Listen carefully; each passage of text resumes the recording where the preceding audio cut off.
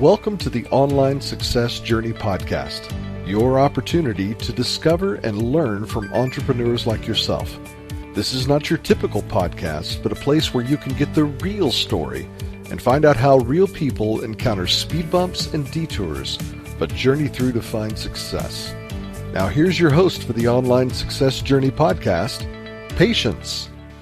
Hello everyone and welcome to Online Success Journey. This is episode 271. Today we have Jeroen Corthout, a co-founder and a CEO of Salesflare, an intelligent CRM built for small businesses selling business to business. Hello Jeroen. Hello, how are you doing, Patience?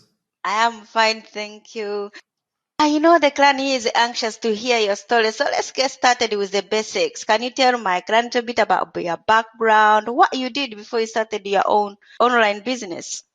Yeah, it's still a very long one or a short story. Let's say very, very shortly, I'm biomedical engineer by background, but I studied that because I believe it was the best way to create value for people. When I was younger, I built websites and I sold secondhand cell phones and all this kind of stuff. And I always really enjoyed sort of business, like having people, offering them value, getting money for it. Now, previous to Salesflare, I worked in a marketing consultancy. That was my last job. They used Salesforce internally. And Salesforce, that was actually the very first time that I used a CRM. So I took that very seriously, and people told me it would help me organize my sales, because that's sort of what they said CRMs are for, but I didn't manage to do that. It seemed very complicated and a lot of work, and compared to stuff I was using like Wunderlist for my tasks, which is now called Microsoft To Do or something. And I used some tasks in Outlook and all that. The things in Salesforce just seemed complex. And I noticed that most of my colleagues had the same issue. They weren't really using the CRM to manage their sales follow-up. But they were mostly using it for management reporting, which is nice, obviously, for the CEO and all that. But us as a sales team, it didn't really help us. But I didn't really do anything with that insight for a few years until I was working with my co-founder, Lieven, on another software company. We went to a big conference. We had a lot of good leads for the software we were building at the time. And I knew that Salesforce wasn't going to help us organize that. We had a good look around. We tested different CRM systems. There's like 600 plus out there. But what we found is that all these CRMs, they failed on us. And it was actually not really the CRM systems that failed on us. I mean, there were nice pieces of software, but it was us failing on the CRMs. It was us not finding the necessary discipline, time, energy to fill them out. It sort of felt like the systems were expecting us to be these perfect data input robots, but we weren't. We just couldn't do it. But then we also figured that actually, when you use a CRM system, very often you are actually inputting data that is already in another system, and you're sort of living in two worlds. Like you're emailing in one system, or calling in some system, or having a meeting, and then you always go next to that in the CRM, as if you're documenting every single thing which already exists or happens in another place. And we figured if we just plug into all these systems, we could automate CRM, the data altogether, and also make it super easy to follow up on everything. Like, you know exactly when you last emailed someone, met, called, what they did on your site, what their phone number is, information about the companies. All this is available already, and it just has to be pulled together and offered to the salesperson so they can use that to follow up their customers better and give them all this sort of great, how can I say, care at scale. Like really build relationships with every single person in such a way that it seems that they're sort of your only prospect, but then do that with many at once. And having a CRM do that first requires to have the data, which is then what we solved with automating all that data. But then from there, it needs to be super easy. It needs to be focused on follow-up and all that. So that's exactly what we focus on. So our mission now is to, our mission has been for the last 6 years, to help salespeople focus on their customers with a very easy and a very automated system. So they can perfectly follow up with every customer without spending any time on stupid administration or robotic tasks. And that's still our biggest mission today. Wow. What a journey. What is the most dangerous belief an entrepreneur can have? There's quite a few. Let's maybe start with the very basic ones. I think that one is you need to work day and night. That's probably where it starts. That's all good, and especially in the beginning when you're super excited about this idea you have and this business you're starting, and you want to get it off the ground. I believe that you can certainly do it then for a while. You can like work day and night and get really excited about it. Start ignoring your friends and your family and all that. But I don't believe that's sustainable for more than a few months. When that's more than a few months, it starts becoming really damaging. It's damaging to your environment, but it's also damaging to yourself. And I think one of the most important things, really the basics for an entrepreneur, is to find a sort of balance in things. And that starts, for instance, with respecting your sleep. The day and night thing is definitely not going to work. You need to sleep 7-8 hours. You make sure that sleep is well spent. There's a book which really changed the way I approach it, that I read, I think, was it this year or last year? Things are starting to become a blur, but it was Why We Sleep by Matthew. The book is anyway called Why We Sleep. And that's really, really important. Do some physical exercise next to that, maybe some meditation. There's all kinds of things you can do to be more physically and mentally okay, more find that balance. And what you'll find is that every day will be the time that you actually spend on your business will be way better spent if you are actually like the best you can be in that moment. Like you have slept well, you have worked out well, you're zen, all these kind of things. Then your time is really 10 times more productive than when you work day and night. That's it. So I'd probably start there, but from there, there's a lot of other stuff you can also still. Thank you for sharing. Why do you do what you do? I think there's a few layers to this, but first of all, I really love building stuff, growing something, and that's growing a product. It's growing a customer base, like a group of people happily using that and happily paying you for it. That's really amazing to see. That's of course slightly less tangible. That you get more in when talking to customers. Then you can get some of that feeling.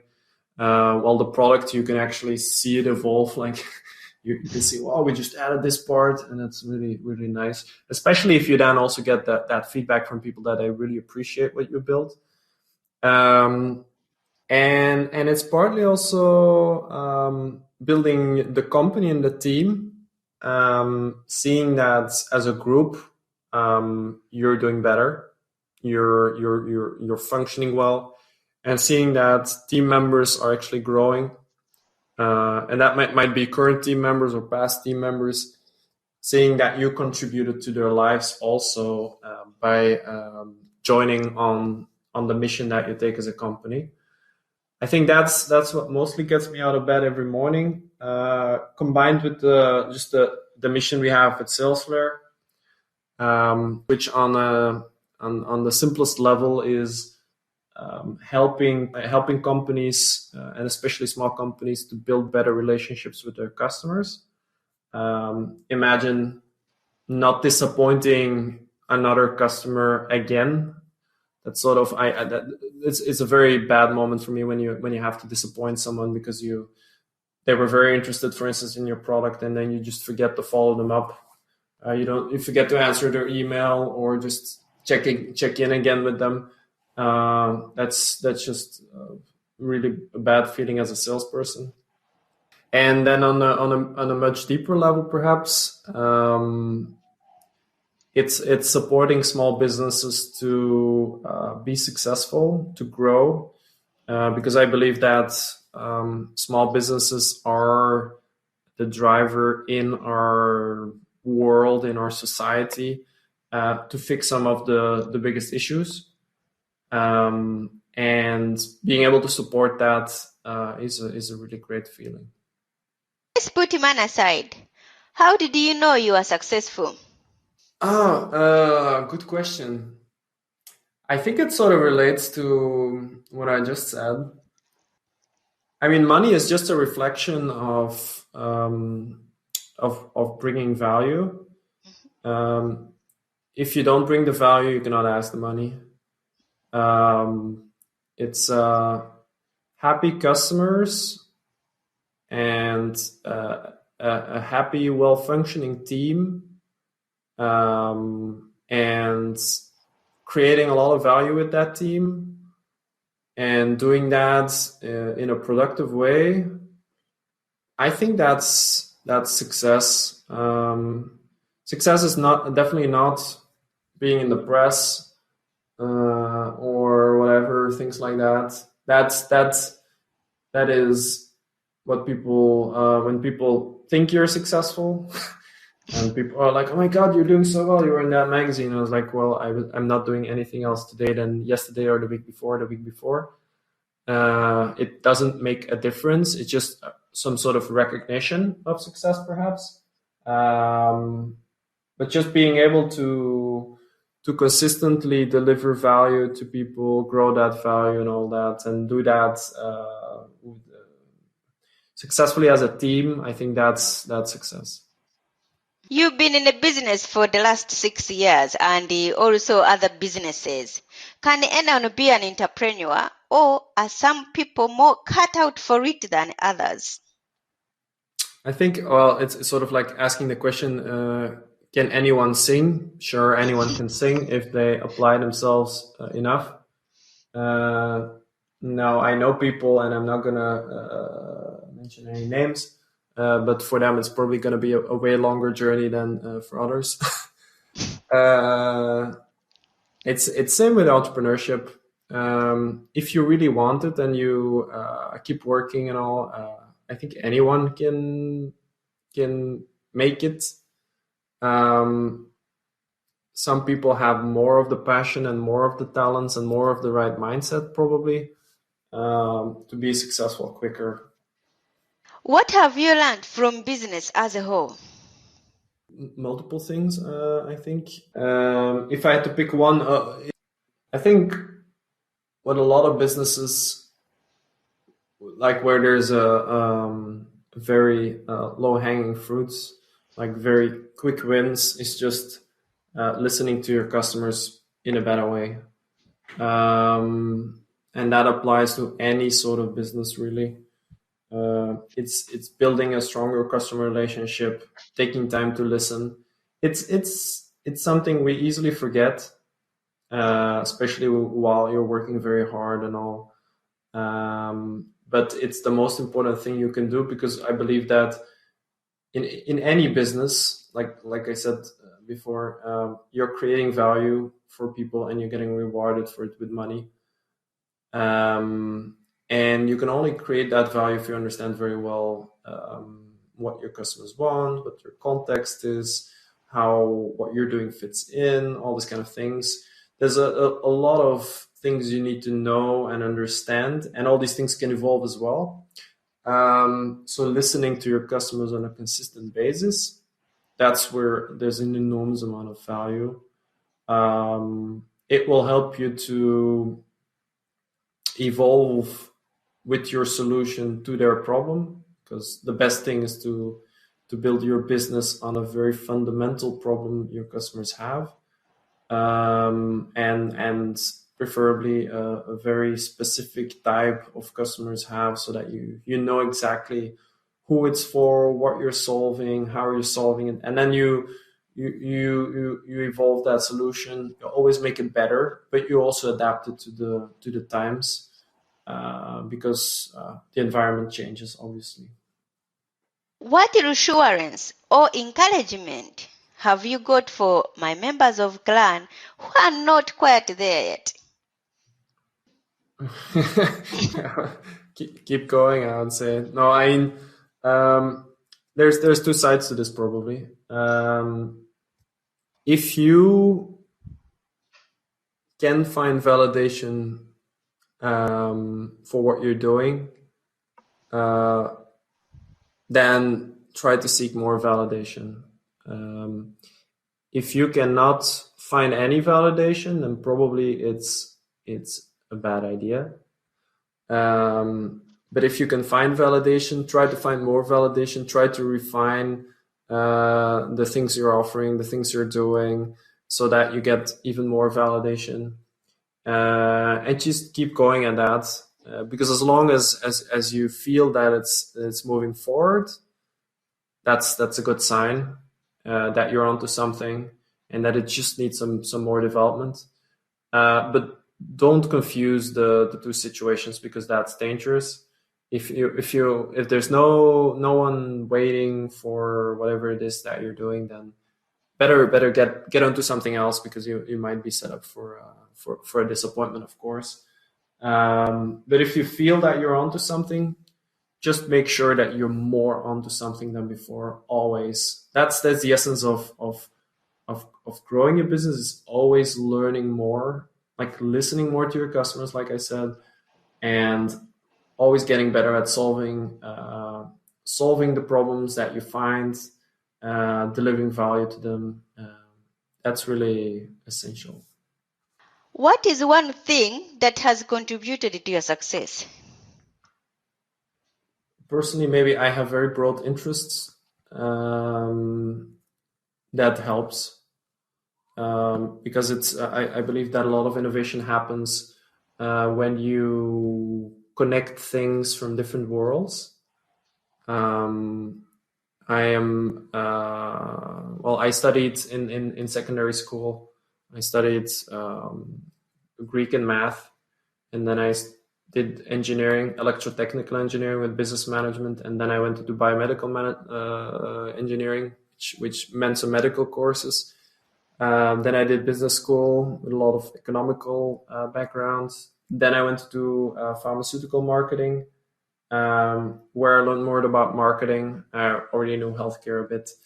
Then I went into a consultancy where I could work in lots of different companies, understand very well how different companies work, because cultures and ways of working, and it can be wildly different.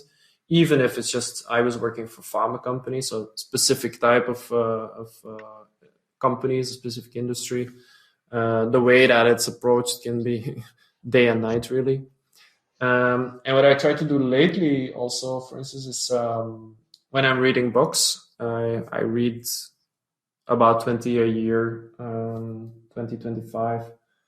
I try to select them now in such a way that they are not all on the same topic. I try to vary the topics. So currently I'm reading one book on economics, one book on innovation, one book on stoicism, one book on...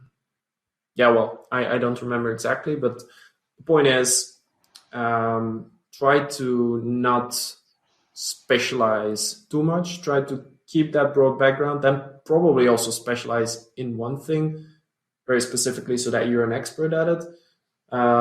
But innovation is in knowing many things and in combining those ideas to form new things.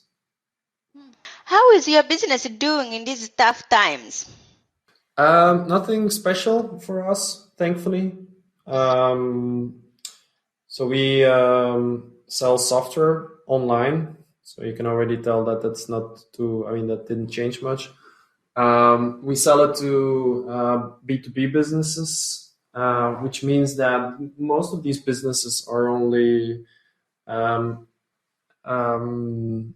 indirectly affected by the pandemic when it comes to their business. And it's actually mostly marketing agencies, software development companies, tech startups. A very small amount of those were affected.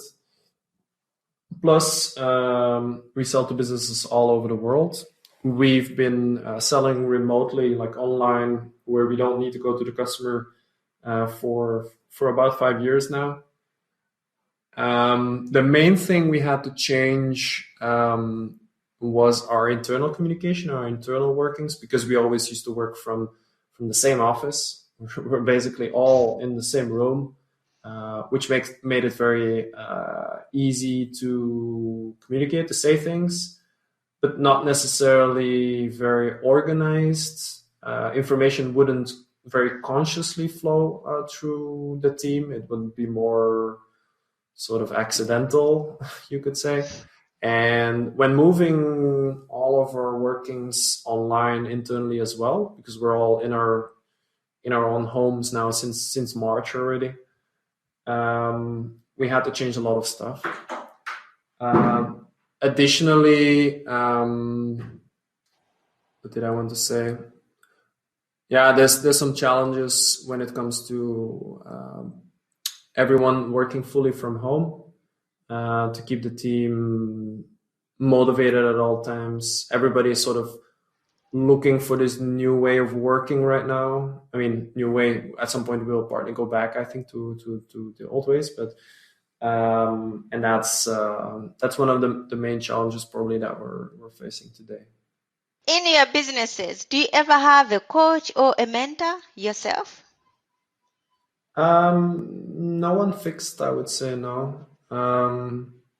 I try to get a lot of inspiration from different places, from reading books, talking to people here and there. I know quite some other people with software companies, and we sometimes connect with each other, which you could say somehow we coach each other in a way. And another good way is actually listening to podcasts. Reason for that is if you go on the internet and you try to get learn from blog posts, most blog posts are first of all written by copywriters who read what other copywriters had to say about a topic. So they're not hugely insightful. Mostly they're more superficial. It's not like you'll learn very deep things from these blog posts. And if they're written by an expert on the topic, mostly that person also doesn't have a huge amount of time to write out everything perfectly. A lot of things don't get written about. While then on the other hand, when people are invited on podcasts, the information is so much more free flowing. Plus, it is then very often the entrepreneurs themselves, sometimes CEOs of big companies, or that they get the stage that tell you what they do, that sometimes are a bit more open about things. So I really love listening to podcasts myself. Often very specific ones about SaaS companies, sometimes not.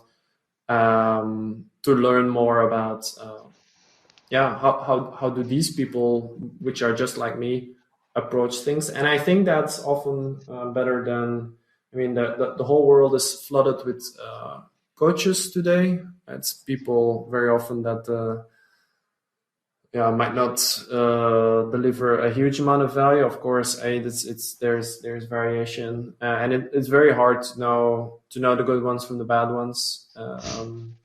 That's a huge challenge, I think, which someone at some point needs to tackle. But based on what you can find in podcasts, I think you can get a long way, and maybe you'll find your coach there. What is the most valuable thing you have learned from listening podcasts? Oh, I learned so many things. Let me think about the latest thing, perhaps. I by the way, I have a podcast myself. It's called, I don't want to plug it, but it's called Founder Coffee. And I was having an interview this week that will probably go live next week with Lisa of Cardloop, and we shared a lot of interesting things, like interesting thoughts, mostly around the topic which I touched a bit on earlier, like how to take care of yourselves as a startup founder. And I remember during that conversation that I really felt like, wow, I'm still learning stuff here on how she, for instance, organizes herself, and on the way she tries to achieve maximum performance. Those are some of the very underrated topics, perhaps, but hugely important. So what did you learn from her that you are practicing now, that you went on, maybe you are going to work on? Yeah, I'm not practicing anything on it yet, but so one of the things we agreed on, for instance, is to not get your cell phone to the bedroom. It's one of the worst things to do, because it just taints the beginning of your sleep. Perhaps even like you wake up, you check your cell phone, or you in the morning you wake up and the first thing you do is checking your cell phone. It's pretty horrible. She said to also not take it in the last half hour, and that's something I'm considering doing as well. She's also so waking up, taking a shower, then doing some meditation. I haven't found any consistent place to insert meditation into my day where it makes sense, but that might be a good one. And definitely something I need to pick up again is working out. I'm not doing it enough at all, and I start feeling it. What is one thing no one knows about you? Something that no one knows about me? Really hard, I guess. But that I like to sing. I sort of talked about singing earlier. I took singing classes starting about a year ago. What type of singing? Pop or opera? Anything. What are you singing? Oh, so shall we expect an album from you soon? No, I don't think so. So it was just about a year and a half ago. We went to a sauna. It doesn't matter. And I was just pondering, and then I thought, well, I really like cooking and I really like singing. Mm-hmm. And I said to my wife, why don't I take classes in these things just to improve? It's going to be fun. And she was very enthusiastic about the cooking idea, obviously. And I was more enthusiastic about the singing, and I thought I cannot do both. And I ended up taking singing classes, and it was really amazing because it gave me a purpose to improve my singing, because every week I had singing class and then I had to sort of show some improvement. And I did that from September last year, but then all of a sudden it abruptly ended in March. Because it seemed that singing was the best way to spread the coronavirus. So the singing classes are for an indefinite amount of time are not happening. plus the organization where I was doing the singing classes also then decided that it was probably not worth for them to do these singing classes anymore. So now I'm sort of stuck there. But it's something I really enjoy doing. And I'll probably look for solutions to do it more again in the future. What grounds you, apart from singing and cooking? I think just after each working day, returning to normal life, having a chat with my wife. We don't discuss work much. I mean, my wife does sales of precious metals, and I do. I build software. There's no huge connections there. We don't discuss stuff much. We just return back to daily life, and I guess that helps a lot. What I also really like doing is just having a walk. It's a very basic thing, but I really enjoy it. Something I miss a bit also these days, because I used to walk to work every day and back, and now I just need to. I need to basically get out of the house and walk. But it's something I really enjoy. Okay, let's talk about your business, Salesflare. Tell us more about it and who's this for? So Salesflare, like I explained when I explained why we started it, it's a CRM that is basically largely filling out itself. So it's not a CRM where you have to do a whole lot of work to keep it up to date, because that's where all these systems inevitably fail. You might be selling out your CRM very actively for a while because you're not selling much and you want to have something to show to your manager.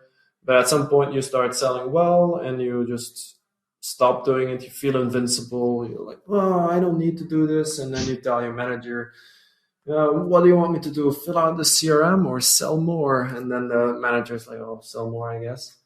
That's something we see happening in every single company almost. That's why with Salesflare, we try to make sure that the salesperson does not have to spend a whole lot of time filling out the CRM. It largely happens by itself.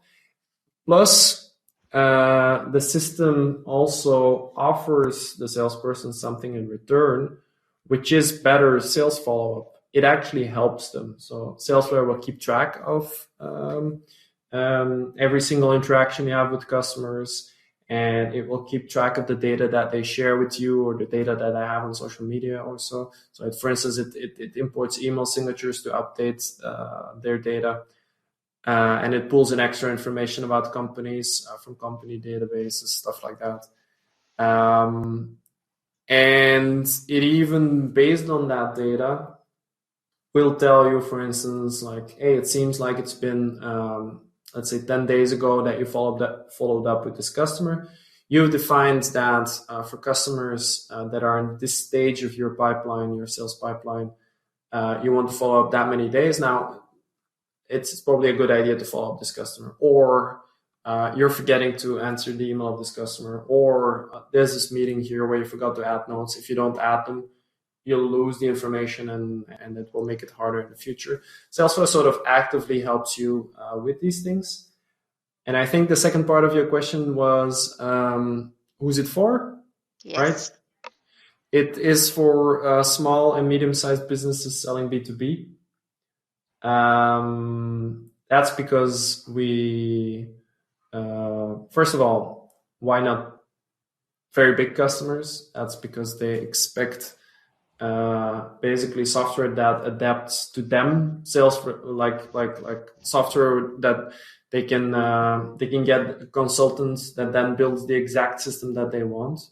And these platforms are more building block platforms with which the company's infrastructure is built. Whereas small companies and medium-sized companies, they think totally differently. They want to buy something off the shelf. They don't want to spend a whole lot of time and money on consultants. And they also find they have much more of a focus on what happens practically and what the software practically needs to do for the end users than a big company, where things are mostly led from what does the organization and the management want. So we focus on these small and medium-sized companies there with something that they can very quickly implement and get going quickly, and it will very quickly help them to follow up their customers in a better way. And then within these small and medium-sized companies, we focus on the ones who sell B2B just because that keeps our software more simple. It makes that we can very well focus on company level follow-up in rather than person by person, which makes a lot of sense for B2B sales, and it keeps our software more straightforward.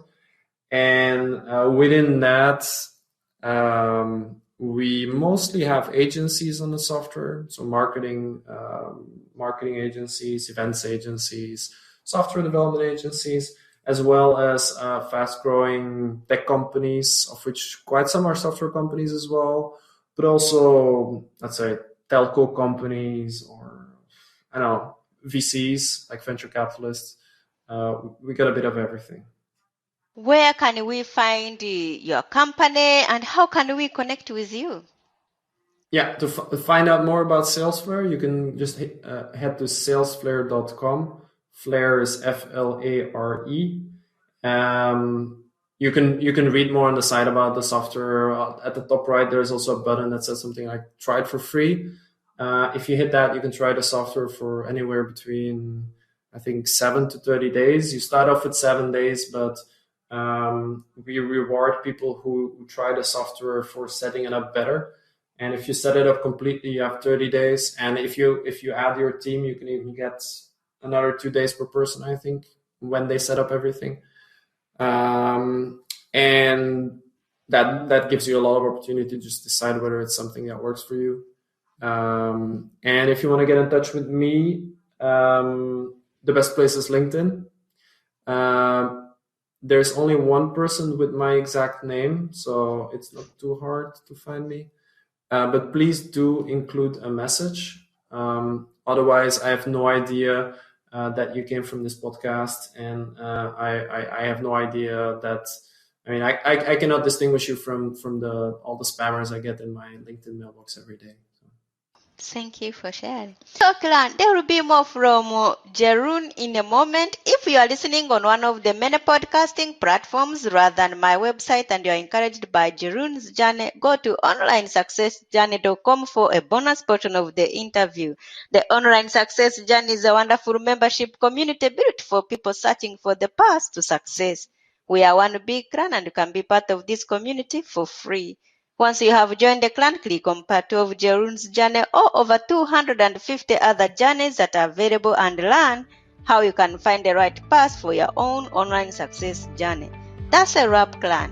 Remember, success is a journey. Patience and Jeroen. This is not the end of the journey. We hope you've enjoyed listening to part 1 and want to be sure you know there is a second part to this and every journey podcast at onlinesuccessjourney.com, filled with even more success tips, uplifting stories, and even a bit of fun. There are dozens of episodes only available to the members of the Online Success Journey clan.